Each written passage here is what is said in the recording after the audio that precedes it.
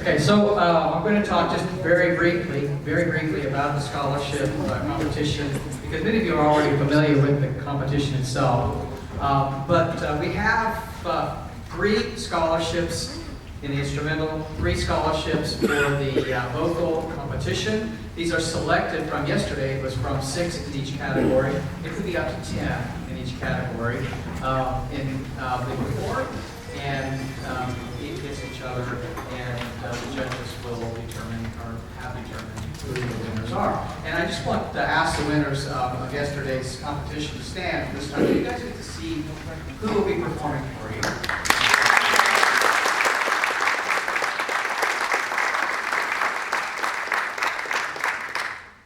So the scholarship program is actually thanks to many of you who have given toward the program over the years. The banquet that we do in the winter is part of that, and then other private donations that are given toward the program.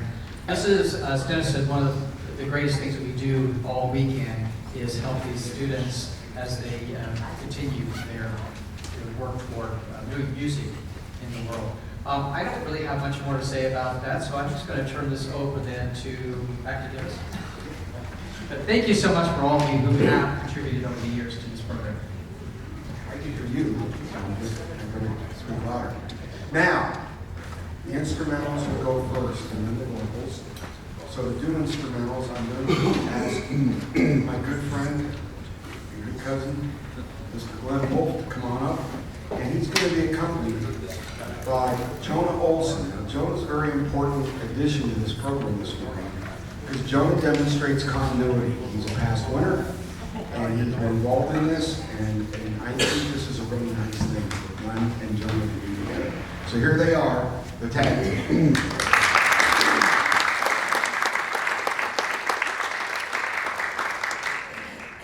Thank you very much. I hope I'm heard back there, although I'm sure that matters. But thank you, Dennis, and thank you everyone that's made an appearance here this morning. And it's such a privilege for me to play a very small role in this aspect of the festival. And before I begin, there are a couple of things I want to mention. And the first is that funds for the instrumental scholarship are underwritten by Judy Polich and her late husband, Ed. Ed passed away last year, but as many of you know, he was perhaps the foremost scholar in Glenn Miller's music, and he was a wonderful friend to this festival. Judy was unable to attend this year, but 2 of Judy and Ed's children are here, and I'd like to introduce them. There is Kathy, if she would stand, and we can get right there.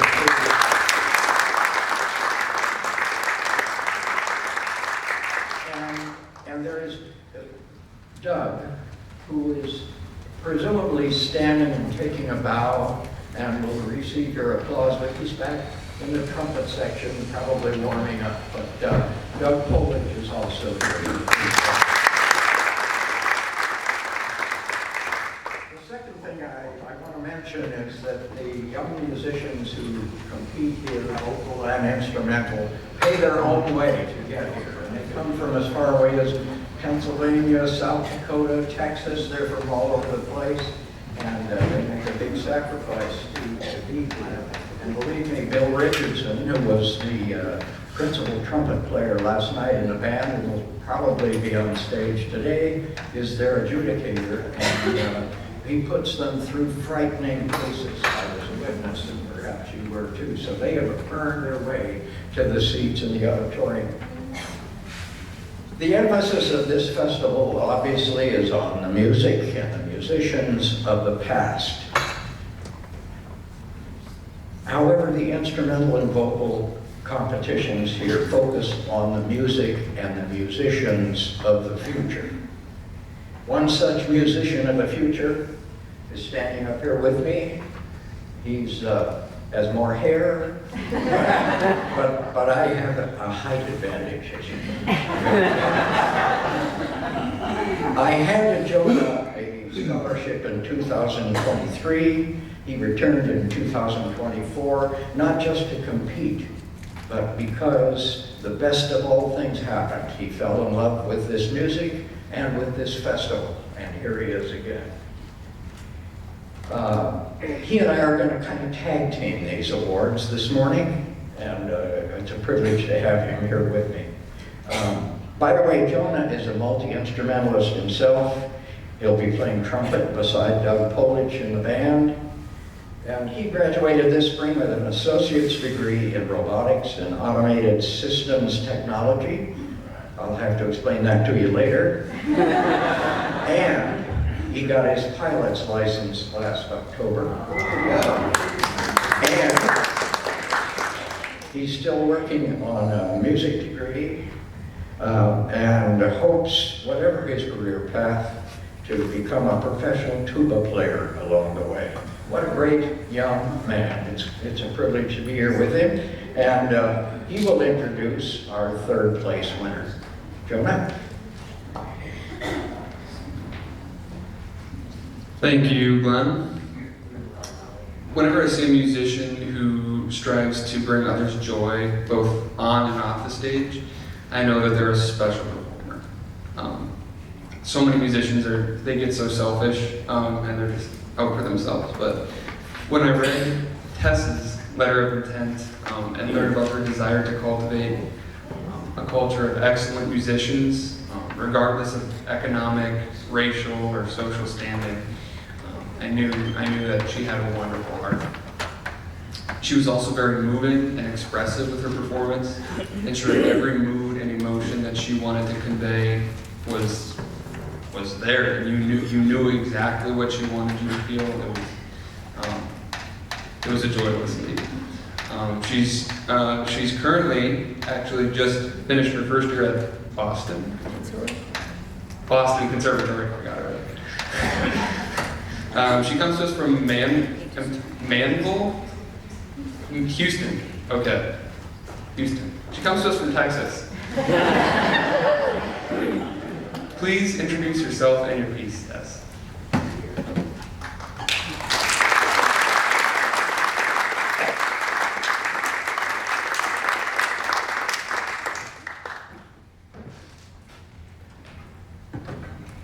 I'm not that tall, so I hope y'all can hear me.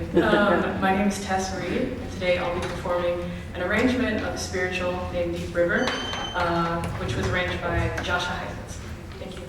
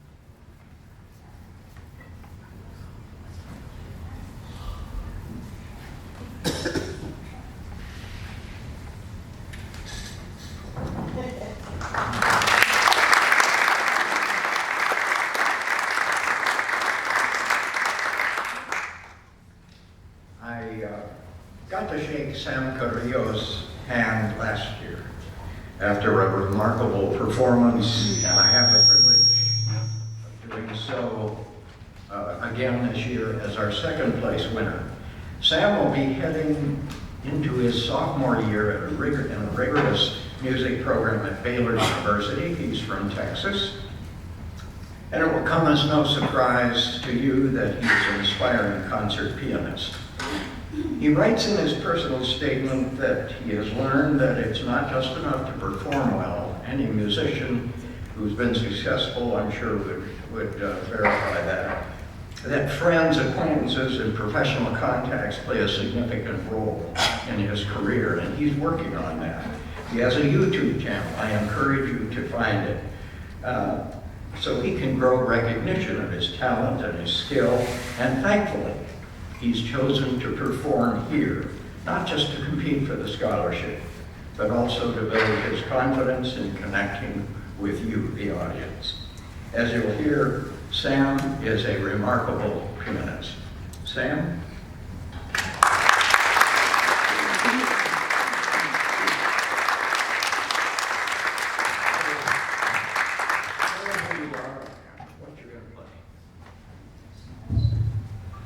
Hello, my name is Samuel Carrillo, and today I'm going to be performing a sonata by Scarlatti.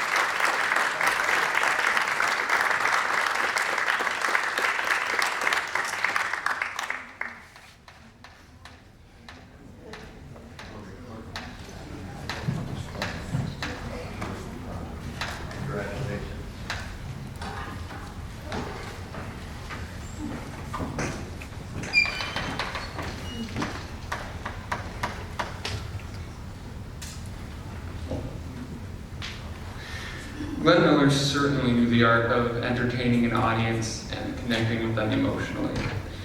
It just so happens that Declan Johnston not only wrote about these traits in his statement of intent, but also showed his understanding of these concepts during his performance. He plans to attend the New England Conservatory this fall and major in bassoon performance. His goals include teaching bassoon at a university and being a studio musician. He wants to leave a lasting impact on this world, and through his skills, ambition, and teaching, I have no doubt he will do just that. Declan comes to us from Suwanee, Georgia. Please introduce yourself and your piece, Declan.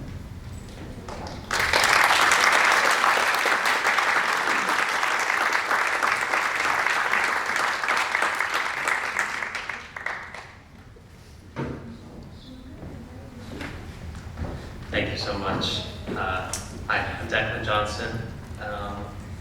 I wasn't sure what I was going to play today. I was thinking about doing a different piece, sort of showstopper, but I decided to do the piece that I played yesterday morning, which is Adolphus Hailstork's bassoon set. Comes in 4 movements, each conveying a sort of different emotion. I hope you all enjoy it.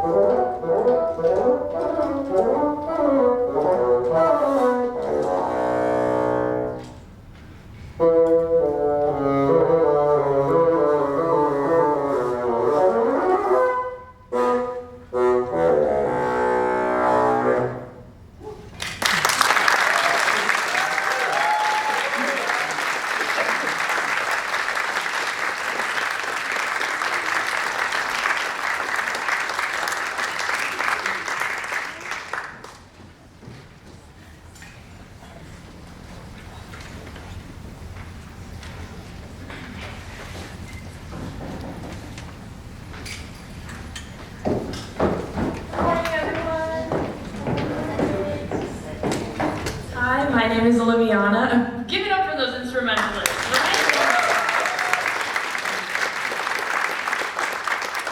My name is Oliviana, and I was lucky enough to be named the Vocal Scholarship winner in 2022. And as I mentioned last night, I've been back to Clarinda every year since. I come out, yeah, thank you, I love it here. I come out from Los Angeles, California, and Clarinda's been like a second home to me. It's truly wonderful and so inspiring to see such incredible performers. The future of music is strong, very strong. So I'd like to introduce our third place vocal scholarship winner, Greta Paulson. I had the honor of meeting Greta and her mom on the first day back on Wednesday and just clicked instantly. She's so wonderful. I was absolutely blown away by her performance. Greta comes to us from Clive, Iowa, and she'll be attending Missouri State University for musical theater. As a fellow musical theater girl, I just loved her performance of Right Hand Man and How to Return Home. So please welcome Greta to the stage.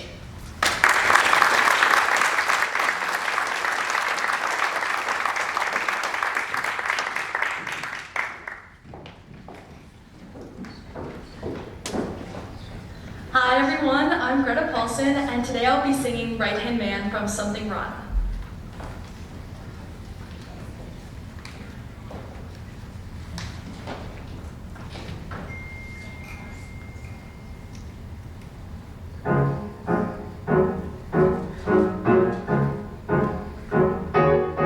If you ever got in trouble, I would be there on the double just to bail you out. If there's anything you lack, you know I've always got your back, that's what it's all about.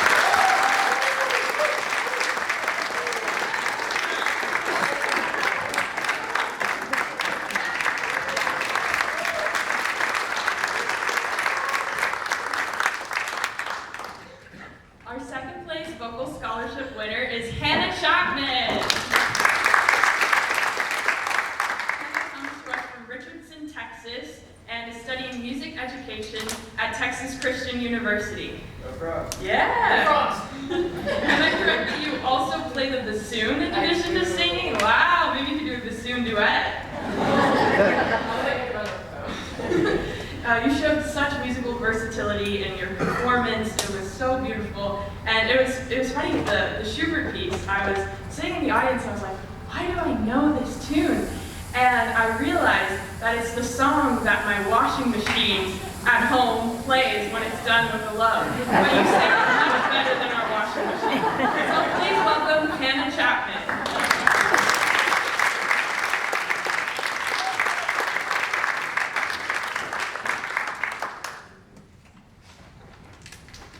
Hi, my name is, I'm going to adjust this a little bit because I think we're going to use it, but hi, my name is Hannah Chapman. I will ironically not be singing my German. I'll be singing 642 Ways by Yuang Chen, also known as Seikara.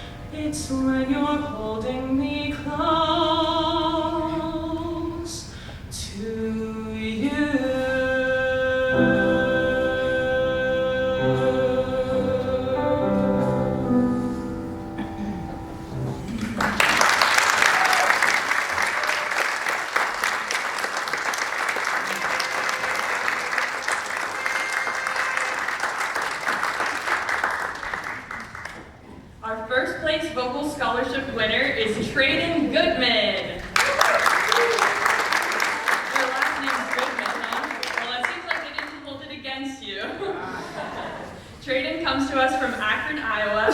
He's studying vocal performance at the University of South Dakota. Trayden, I was just amazed by your performance, the vocal versatility, the emotion and soul. So you're all like so lucky to hear him this morning. Please welcome Trayden.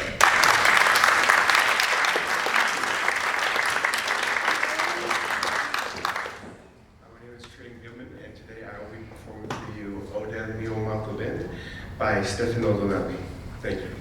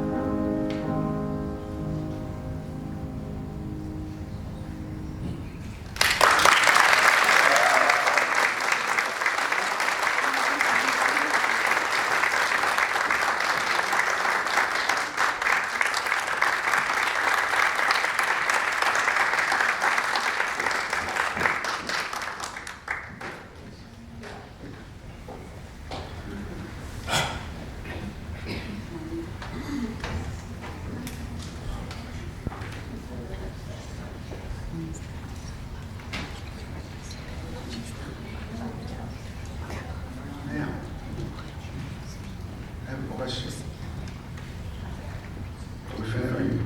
You guys have anything more? You good? And I think we're all set. congratulations to our winners.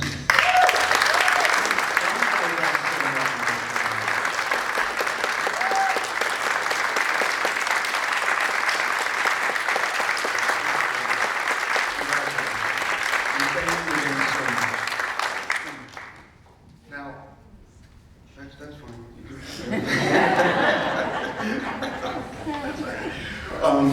That concludes our scholarship program for this morning. And thank you all for coming. Like I said earlier, this is a very important part of the agenda and one that's perhaps for the future the most important. Now I have a couple things to say before we move on to the next stage of things, because there's a little bit, we got to stretch that out just a little bit. They're waiting on some people. I want to clue everybody into something we're going to be doing tomorrow. It's an auction. We have 3 special CD sets that we would like to make available to lucky bidders, and I want you to be thinking about it in advance if you're so interested. Some years back, a French label called Classics put out a number of CDs by different big bands and artists. And in our library, we have a boxed, wrapped set of, I think 30, it may be 32, but anyway, a complete box set of all the volumes of all the years of the Classics Benny Goodman set. Speaking of the name Goodman. And it starts from, I think, about 1929 and goes all the way into the 1960s.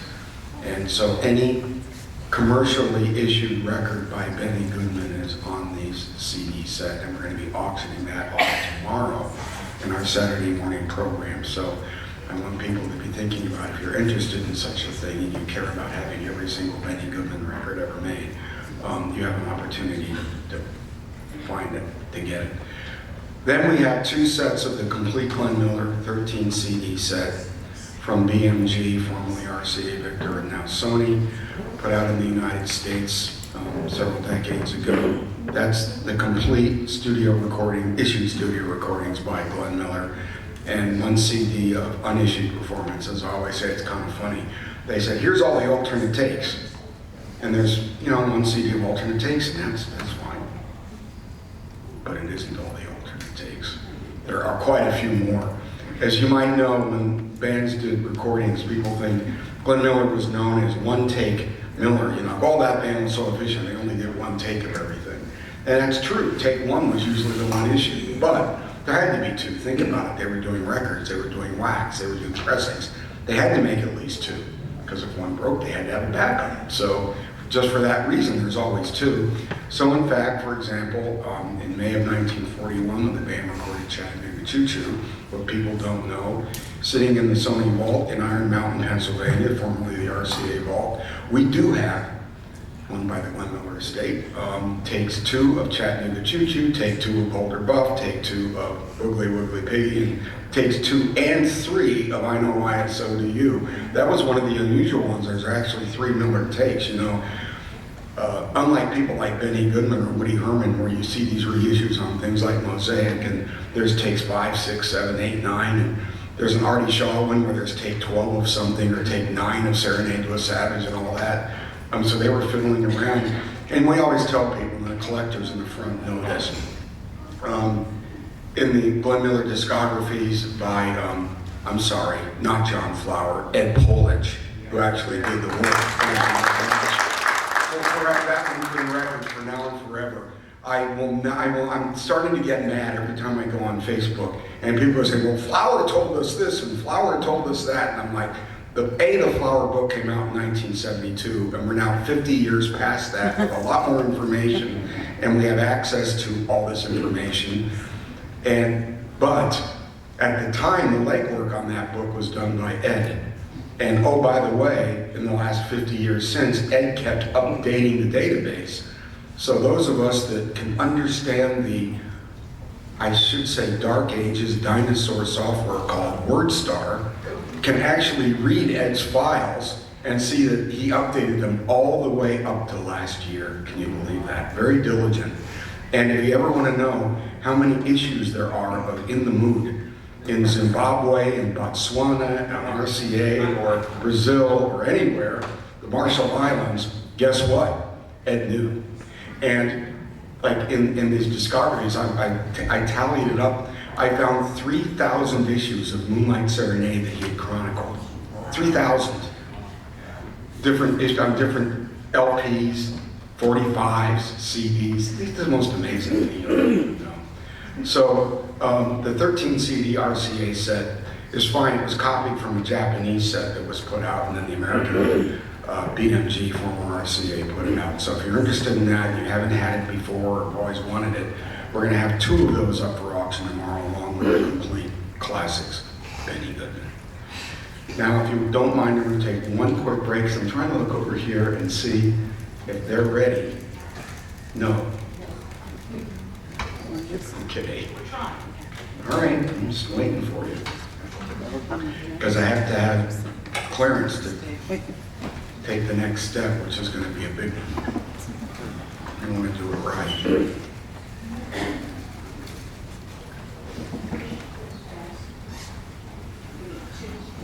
All right, I can always go back and bring this stuff out and get ready.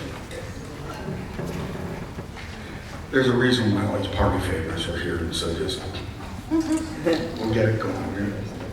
Sometimes these things take time to get everything out. We're waiting for several individuals to come.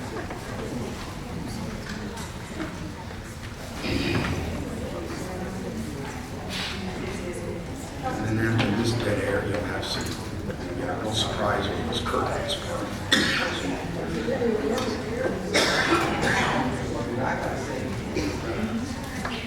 Singing and dancing are out of the question. If you want to ask any questions about what take of what song on what day and what month, I'm well trained.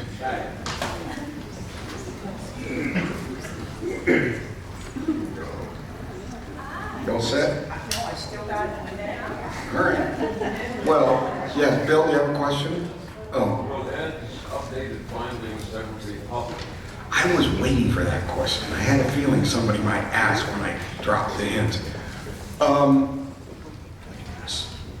The Rutgers University and the other universities that published, like Greenwood Press in Connecticut, that published big band discographies, don't do that anymore.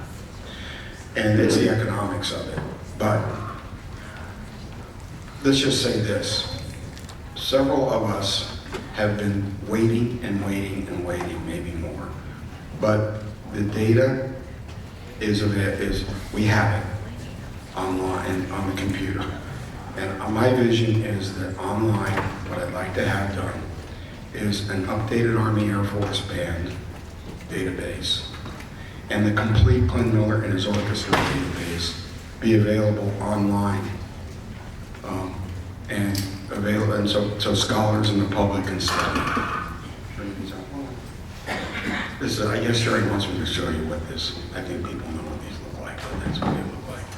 But the point is, yes, the short answer to your question is yes, the only question is when and the logistics involved.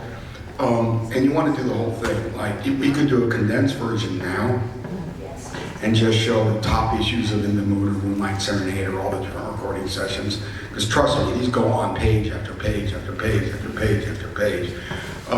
But yes, where the band was, what they were doing, what hotels they were staying in, all the scripts from the broadcasts. I've done some of the updates for Ed when we were doing we went back to the Library of Congress and went through all the NBC scripts. And we found, I don't know, a dozen or more broadcasts that hadn't been chronicled yet from the NBC Blue and Red Network logs. Just to put this in perspective on radio broadcasts, all were recorded at one point or another. They had to comply. They had to, for music licensing purposes, the networks had to record the programs. They didn't keep them. They might destroy them right away, but they had them. Because imagine piling up a lot of big 16-inch discs from all your radio programs on your network. It got kind of cumbersome. Well, a lot of them do survive and did survive and were kept in the NBC vault, and then subsequently some ended up at Library of Congress, some are still at Sony in the vault, and some we have in Boulder, some we have here. They're all over the place, and some Ed had. But the point is that The scripts tell you a lot.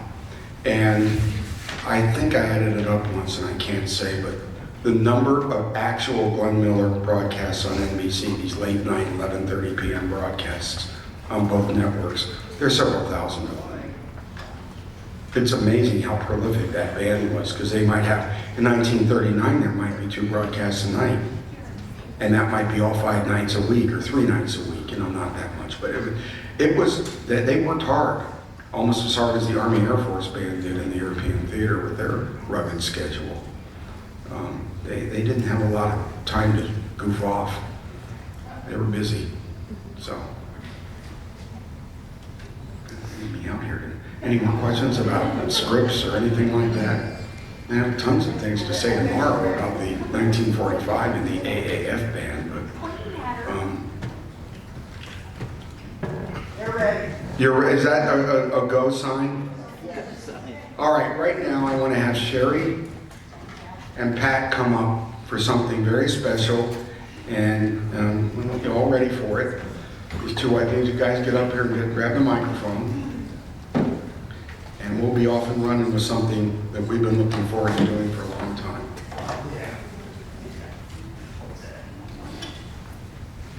It's all yours.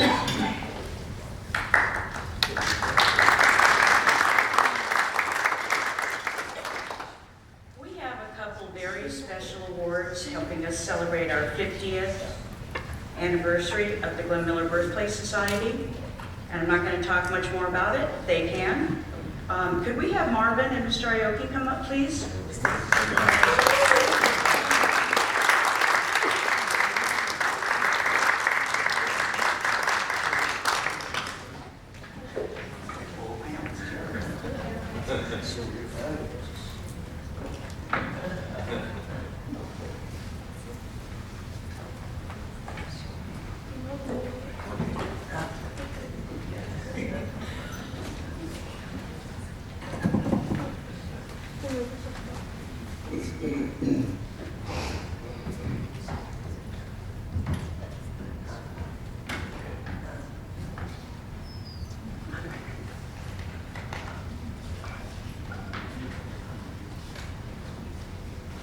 So I think we've been able to keep this a surprise, right? These 2 gentlemen have been instrumental. Without them, we would not have Glenn Miller Birthplace Society. Sherry, Marvin and his late talk wife- into the microphone. Marvin and his late wife Jean together started the program. Mr. Aoki's been there the entire time. So we've got a little 50th anniversary gift we want to hand out.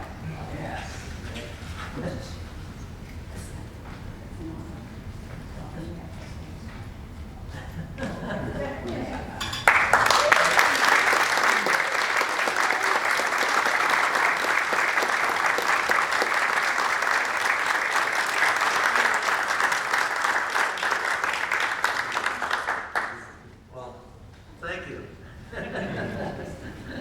Yeah, these are beautiful, and yeah, we've gone through quite a number of things in the 50 years, and so anyway, appreciate this much, and I'm almost to the point where I can hardly speak. So anyway, thank you very much.